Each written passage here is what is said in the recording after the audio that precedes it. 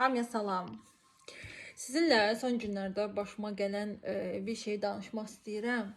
Bunu əslində mən mukbang videosunda danışa bilərdim. Sadəcə mukbangı hər adam sevmədiyinə görə, hər adamın o ağız səslərinə səbri çatıb qulaq asa bilmədiyinə görə, ona görə də sadəcə adi kameraya danışmağı qərarına gəldim. Hardasa bir həftə bundan əvvəl, bir həftədən də biraz çox, qəfil deyəndə zəng aldım və həmin zəngdə həyəcanla qəfildən bir xəbər dedilər mənə.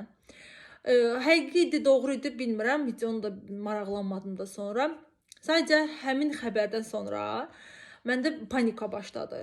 Bu əlbəttə ki, o keçmişə bağlı, travmalarıma bağlı bir şey idi də. Yəni çoxdandan da mən bir telefon zəngi almışdım və həmin telefon zəngindən sonra həyatım çox dəyişmişdi. Bu da mənə eyni onu xatırlatdı və mən həmin eyni rejimə qayıtdım. Və sonradan üstündən bir neçə günlər keçəncə başa düşdüm ki, bu panik atak imiş və ürəyim əsməyə başladı və mən özümü idarə edə bilmirdim. Sadəcə oturub ağlamaq istəyirdim, sadəcə oturub qışqırmaq istəyirdim, evə sığmırdım.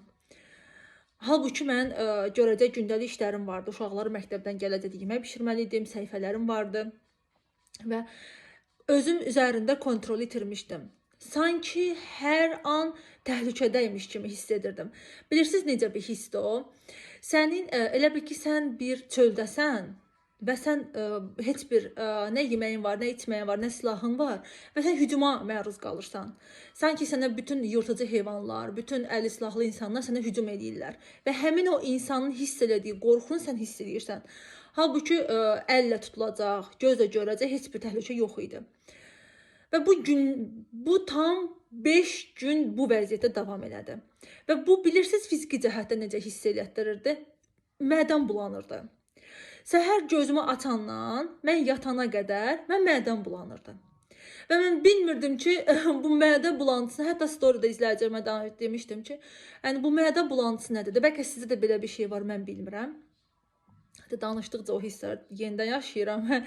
Qolum əsir də, yəni elə bir ki, sanki özümü qorumalıyammış kimi hiss var içimdə. Amma çox şükür ki, keçib getdi. Necə keçib getdi, tam məsələ odur. Bu videonun tam çəkməyin məqsədi odur.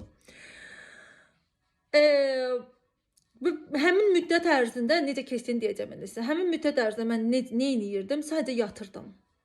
Və həqiqətən də yuxum da gəlirdi. Sonra artıq yatmağa başladım. Sanki o qədər yatdım. İndi isə yatmamağa başladım. Sadəcə yuxum gəlmirdi.